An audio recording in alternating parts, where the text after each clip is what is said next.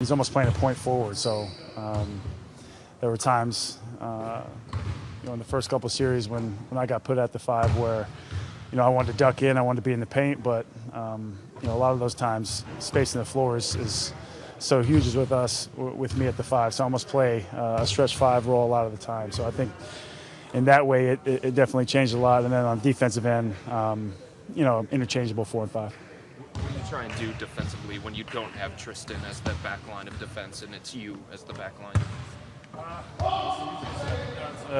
Try to emulate what Tristan does, but bring that level of physicality, a lot of energy, and then just being locked into the game plan and making sure that on the defensive end that rebounding is a weapon that I can use to my advantage. I read your interview with Jason about this the other day, but obviously you're going to be matched up with Draymond in the finals, and people like to say that that's a hard matchup for you.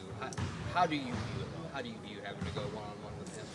They're a tough team to go against. I mean, regardless, every position is a great matchup. It looks like, it feels like, and they have a little bit different personnel. We do too, but everybody seems to be healthy this year. So it's going to be not only at the 4 spot, but 1 through 5, and with our bench, it's going to be a hell of a battle.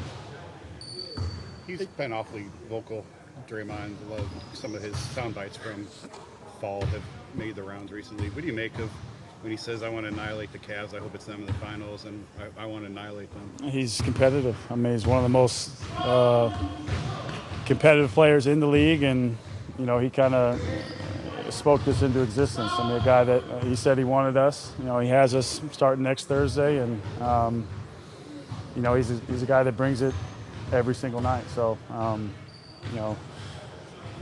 with how the finals went down last year, if I were in his shoes, I'd want the same thing. Does he talk that much during the game too? I don't know. He's when they're rolling, things are going his way. Yeah, I mean he's a guy that's highly spirited and he fights. So yeah, he does. Hey Kev, it's kind of rare when a defending champion is viewed as an underdog, and in this series, that's kind of how you guys have been labeled. Do you embrace that? Do you pay any attention to that? I mean, it's hard. I mean, we're always on our phones. It's hard not to, see it, or you have friends or family members that they don't know what to text you at certain times, and it's you're looking at your phone no matter what. So yeah, I mean, you see it, you hear it, but the underdog thing, we don't really pay attention to that. Do you take it, when it comes to basketball, do you take anything personally? Are you someone who gets into the bulletin board material or the personal slights when they come? Is that something that Sure. I mean, you use different things as fuel and motivation, but in some ways, it almost has to be the right thing, I guess, because so much is just kind of fluff and stupid, for lack of a better word. But I think both teams have a lot to prove, and it's going to be a really hard-fought, great matchup. Hey, Kevin, you personally, and maybe speaking for the group, how much did you want the Warriors in the finals? Want the Warriors? I mean, like Bron said, his post-game presser. I mean, they've been right at the top, best team in the league, for 3 years straight now. They've been, super impressive. So, it was kind of in our minds that's who we're going to see. They played great basketball this year. Obviously, adding an MVP to a team that already has a 2-time MVP, that makes them even more impressive. So, I think it's tough to say we didn't expect it, but we knew that they'd be right there. Have they evolved into the team that you thought they would be with Durant? Yeah, and I think in a lot of ways when he went down, they got better and kind of got back to their old ways. So when he comes out of the game, those guys are allowed to play freely, and with Steph as well, he really stepped up and looked like his old self. And they've been, especially last 2-3 months, been extremely poised and played extremely well.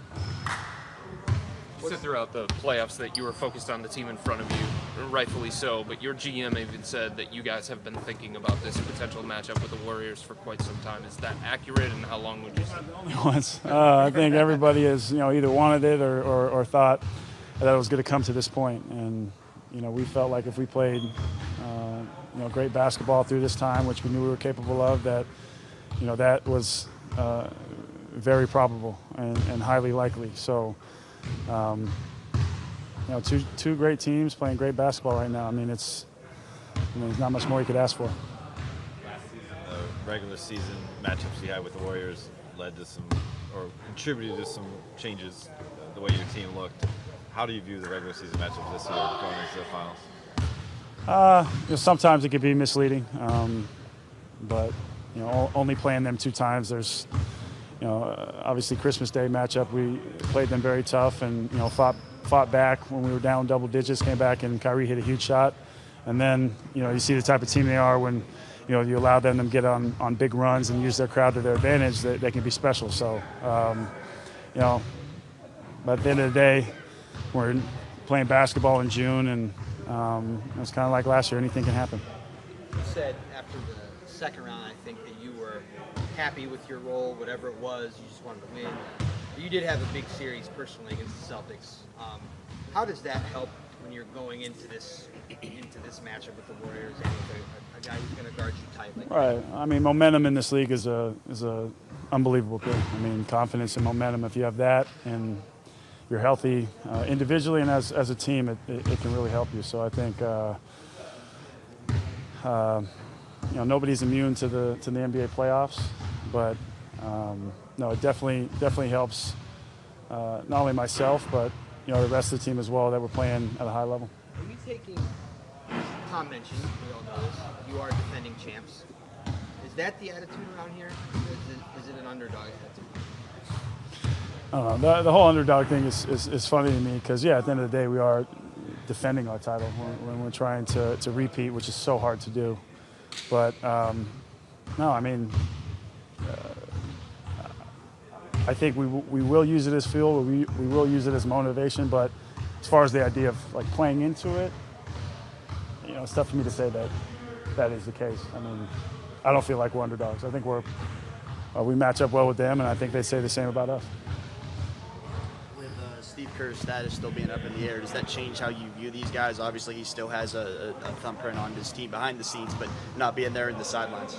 Yeah, I mean, not being there in the head coach's seat is obviously tough. On the player side and on the coaching side, you never like to see that.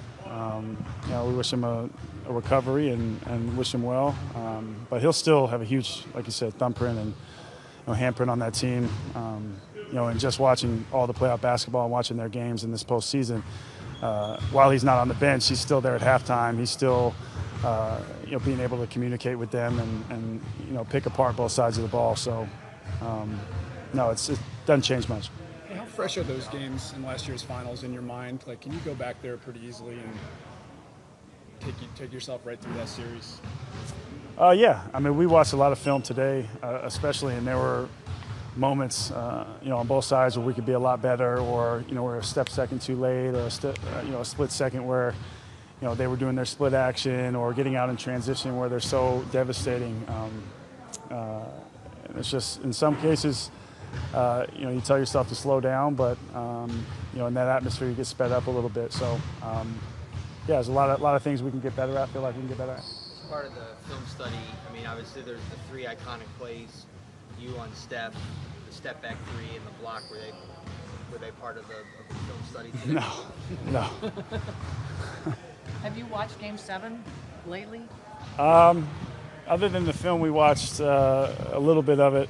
Not really, no. I mean, there was a lot of highlights throughout the last year and everything, but no. When you're watching film in a game you know you won compared to a game you know you lost, does it matter?